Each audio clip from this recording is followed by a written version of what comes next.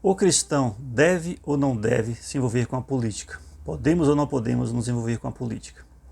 Sobre esse assunto nós vamos conversar hoje, destacando a importância do cristão na política.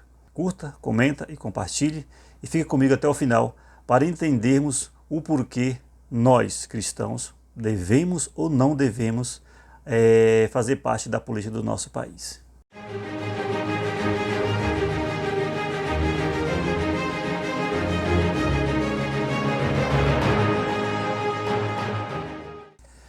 E aí, chefia, beleza? E aí, como é que vocês estão? Tranquilo? Hoje o assunto é um pouco complicado, um pouco difícil de se falar, não é? Dependendo do seu ponto de vista, dependendo da sua ideologia, dependendo do lado aonde você está, é um assunto espinhoso. Você pode sofrer as penalidades por falarem determinados assuntos. Mas é importante que estejamos falando, independente de qual lado você está, direita ou esquerda, dependendo de você ser cristão ou não, de você ser um cristão protestante ou não, de você ser espírita ou não, de você ser um católico ou não, ou de você ser um ateu ou não, você faz parte de todas as maneiras. Então, dependendo do lado que você estiver, você sofre as penalidades da lei, porque a lei está aí para tudo, né? A lei está aí para todos, a política faz parte da nossa vida. Nós somos um ser político. Querendo ou não, concordando ou não com A ou B, você é um ser político, nós somos um ser político. E nós, como cristãos, devemos ou não fazer parte da política. Por muitos e muitos anos, dizíamos que política era coisa do diabo, que nós, cristãos, não devíamos nos envolvermos com a política, não é? E por isso, fomos dominados e até hoje pagamos as consequências por isso. E neste vídeo nós vamos falar sobre este assunto. Tem uma fala do nosso digníssimo presidente e eu quero mostrar para você aqui nesse vídeo. Também de um ativista, né, do LGBTQIA+, e muitas coisas, muitas siglas por aí que é difícil saber. Cada dia eles colocam uma letra a mais nessas siglas aí.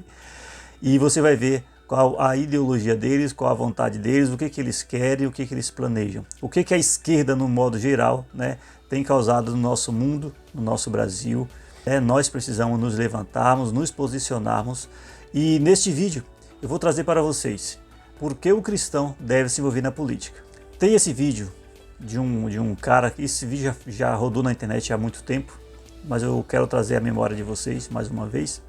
O que ele fala, né, sobre o que eles pensam, o que eles querem em relação à família. Se liga só no que ele fala. Na minha concepção, não existe forma revolucionária de fazer família. Ponto. Por quê? Quando dizem pra gente, o movimento LGBT quer acabar com a família, o movimento LGBT é um movimento promíscuo que defende o sexo desregrado, a gente entrou numa longa dos 90 pra cá de se colocar numa posição defensiva de dizer não, a gente não quer destruir a família nenhuma, não. A gente só quer amar. Né? Ou não, a gente tem nada a ver com promiscuidade, não. A gente até casa, a gente até tem filhos, a gente até constitui família. E isso é de um retrocesso político violento, que violenta inclusive a história de constituição do movimento LGBT na América Latina. Violenta a história dos ganhos e lutas feministas na América Latina. Não cabe a radicalização nossa também de afirmar com todas as letras o que é uma estratégia política crítica antissistêmica. Porque vocês querem destruir a família, sim. Queremos. E se a gente não quer, não vai ser ameaça. E se a gente não é capaz de perceber isso, a direita faz questão de corrigir nossa burrice, porque eles falam isso pra gente. Essa retórica da direita é a direita dizendo: vocês só são ameaça se quiserem mexer na família. Vocês só são ameaça se quiserem desregrar o sexo. Se quiserem desnormatizar o desejo. Vocês só são ameaça se mexem nisso daqui. E a gente vai dizer o quê? Então a gente não quer ser ameaça? Não, se a gente quiser ser ameaça, tá todo o caminho traçado. É ali que a gente vai mexer e é ali que a gente tem que mexer. E aí, tem alguma dúvida de qual é o intuito deles, qual o propósito deles, né? Desse povo aí, povo do arco-íris? Eu não sou contra, cada um tem a sua opinião, todo mundo tem os seus desejos, né? Fazem da sua vida o que quiser. A minha vida, quando eu faço o que eu quero da minha vida, né? Eu tenho esse direito, eu tenho esse direito garantido pela Constituição Federal. Mas quando se trata em família, quando se trata em envolver outras pessoas, o meu direito acaba aonde começa o seu. O seu dever acaba quando começa o meu dever, né? Então temos que respeitar a todos. Eu respeito a sua religião, né? Nós respeitamos a religião de todo mundo. Você tem a sua crença, mas isso não te dá o direito de destruir, né, a família das pessoas, de mudar o pensamento de outras pessoas. Bom, então vamos ouvir agora o que o nosso presidente fala também em relação, né, o que ele pensa, qual o seu propósito, qual o seu intuito, e tira suas conclusões. Eu não vou dar muita opinião em relação a isso porque estamos em dias difíceis, mas vou colocar aqui o que eu penso, né, em relação à política, em relação a nós cristãos. Eu não vou falar de outras pessoas, falar de nós cristãos. Esse vídeo é dedicado para você que é cristão, para você que, mesmo que não seja um cristão, que segue uma determinação, uma denominação, uma igreja, mas que tem um pensamento conservador, que tem um pensamento na família, que quer defender a família, quer defender a sua pátria, tá bom? Então vê lá o que o nosso presidente fala assim, uma das reuniões aí do Foro de São Paulo. Mas é preciso que a gente rediscuta o discurso da esquerda. É preciso que a gente repense o que a gente quer e como a gente vai fazer para conquistar. Muitas vezes a direita ela tem mais facilidade do que nós com o discurso fascista. Aqui no Brasil nós enfrentamos o discurso do costume, o discurso da família, o discurso do patriotismo. Ou seja, aqui nós enfrentamos o discurso de tudo aquilo que a gente aprendeu historicamente a combater. E aí? Precisamos falar mais alguma coisa? Tem mais algum argumento? Em relação à família, o que eles pensam em relação à família, o que eles querem, né, fazer com a nossa família, fazer com o nosso patriotismo? A esquerda ela é devastadora, o que eles têm feito no geral é acabado com a população, querem acabar com a família, querem tirar Deus do centro, né, das nossas vidas, da nossa família, e tirar a família. Destruindo a família, você destrói tudo. No texto de Provérbios, capítulo 22, versículo 6, diz o seguinte: ensine a criança no caminho que se deve andar, e ainda quando for velho, não se desviará dele.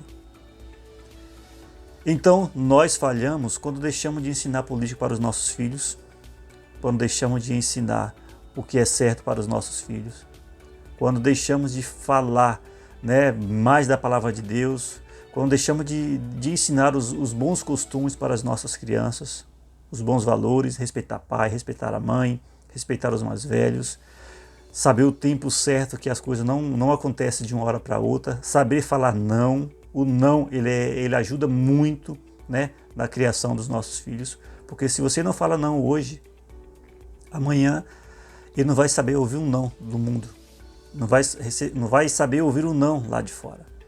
E aí cria pessoas revoltadas, crianças mimadas, né, que tudo que quis o pai fez, tudo que quis o pai e a mãe fez, deu para eles. E quando chegou na sua fase de adolescência, de adulto, não sabe ouvir o não sabe o que é viver, não sabe o que é passar pelas privações, pela dificuldade da vida. Por isso se tornam muitos marginais, muitos se tornam suicidas, porque faltou uma base. E não digo assim a escola em si, mas as ideologias deste mundo, as ideologias, por exemplo, da esquerda, do Paulo Freire, né, do famoso Paulo Freire, eles estão dominando as escolas, as universidades. Hoje o pai estão querendo, por exemplo, estão agora querendo tirar dia do pai da escola, o dia da mãe, agora é o dia de quê? Do cuidador, é isso? Então, gente, Não se pode tirar a família. A família, ela é a base de tudo, de tudo, de tudo. Quando Deus criou o universo, quando Deus criou o nosso mundo, Ele colocou o homem e a mulher para que dominasse, né, todas as coisas. Então, a criação começou com o homem e a mulher. Quer dizer, começou com a família. E daí em diante, a família ela é a base de tudo. Não existe uma sociedade sem a família. Não existe um país, por exemplo, sem a família. A família é a base de tudo. Já imaginou se tivesse, por exemplo, só um homem e outro homem? Como vai aumentar a população? Já pensou se daqui um tempo todo homem não quer mais saber de mulher, toda mulher não quer mais saber de homem? Como vai continuar a geração? Como vai continuar dando prosseguimento à humanidade? Vai acabar, vai se acabar. E cadê o respeito, cadê o valor pela família? Se tirar isso da família, né, se tirar isso do ensinamento das escolas, por exemplo, daqui a pouco nós estamos formando pessoas, né, estão formando pessoas com pensamento destrutivo. É o que a gente tem visto hoje em dia. Então vamos lá, porque o cristão deve estar envolvido com a política. E eu vou estar lendo aqui para vocês, desculpe se eu não ficar olhando muito para a câmera, porque eu vou estar lendo, porque o que eu escrevi aqui não dá para decorar, tá bom? É importante para os cristãos se envolverem na política para influenciar positivamente as leis e políticas que afetam a sociedade. Assim, podemos garantir que as decisões tomadas reflitam os valores cristãos de amor, compaixão e justiça. É importante que os cristãos se envolvam na política para influenciar positivamente as leis e a política que afetam a sociedade. Gente, não é necessário você ser um cristão para você ter compaixão por alguém, você ter o amor por alguém, você ter o amor pela sua sociedade, pelos seus amigos, até mesmo pelos seus inimigos. E isso está baseado na palavra do Senhor. Quando Ele nos diz na sua palavra, dizendo, amai os vossos inimigos, né? Ajudai aqueles que vos aborrecem. Isso é política. E você sendo cristão ou não, se você é uma pessoa de bem, você segue essa regra, você segue essa prática. O envolvimento político dos cristãos pode ajudar a promover valores éticos, morais, na tomada de decisões governamentais. Dessa forma, contribuímos para uma sociedade mais ética e alinhada com os ensinamentos de Deus. Foi o que eu acabei de falar. Então, o cristão envolvendo com a política, você vai envolver nas decisões, nos valores éticos e morais. Então, tudo que você lê na Bíblia e você botar isso em prática, você está melhorando a sua sociedade, o meio onde você convive, no seu bairro, na sua comunidade. Porque a palavra de Deus ela é base para tudo. Tudo que você quer fazer, você precisa fazer, está na palavra de Deus, porque ela é a nossa, digamos, a nossa Constituição. Então, baseado em todos os valores cristãos, nós podemos ter uma sociedade melhor. Ao se envolver na política, os cristãos podem trabalhar para construir uma sociedade mais justa e compassiva, refletindo os princípios do amor e da justiça de Deus. Nosso objetivo é criar um mundo onde todos sejam tratados com dignidade e respeito. Gente, é isso que o cristão deve fazer. E por muito tempo nós deixamos de fazer parte da política, dizendo que o cristão não pode envolver com a política porque a política tem corrupção, porque a política tem pessoas que só pensam em si, tem aqueles que trabalham para o seu próprio benefício, destruindo assim tudo aquilo que a gente acha que é o correto. E por isso a gente falava, não vou me envolver com a política. Quando você não se envolve com a política, alguém vai se envolver. Aquilo que você defende, o outro lado que está na política pode ser que não defenda. Se eu não apoio um irmão, alguém que é da mesma fé que eu, entrar na política, se eu não apoio ele, ou eu tenho um chamado e não vou fazer isso, alguém vai fazer. A Bíblia diz o seguinte, que bendita a nação cujo Deus é o Senhor. Então nós temos que ter o domínio também. Porque nós vivemos, querendo, cristão ou não, você vai pagar os seus impostos. Então por que não ter alguém que tem um pensamento alinhado com o nosso? Né? Porque o cristão de verdade, ele só quer o bem. Existem os picaretas? Existem. Existem aqueles que usam a fé, usam a religião para daí, né, fazerem o estrago que eles querem fazer e ter os seus benefícios próprios, não importando com os outros. Mas existem muitos que trabalham, né, em prol da população, em prol do povo. Sendo cristão ou não, mas se ele segue essa base do cristianismo, do que está escrito na Bíblia, essa pessoa, ele vai trabalhar em prol do povo de verdade. Os cristãos têm o dever de ser sal da terra e luz do mundo. E isso inclui participar ativamente na esfera política para trazer transformação e impacto positivo. Nosso papel é iluminar as trevas e fazer a diferença onde quer que estejamos. Entende? Nós, como cristãos, devemos ser o sal da terra e a luz do mundo. Você que é cristão e tem um chamado para a política, vai lá, faça a diferença, mostre que é possível fazer política sem roubalheira, é possível fazer política sem prejudicar as pessoas, sem passar ninguém para trás e trabalhar realmente em prol do povo. O envolvimento dos cristãos na política pode ajudar a combater a corrupção, a promover a transparência e a responsabilidade no governo.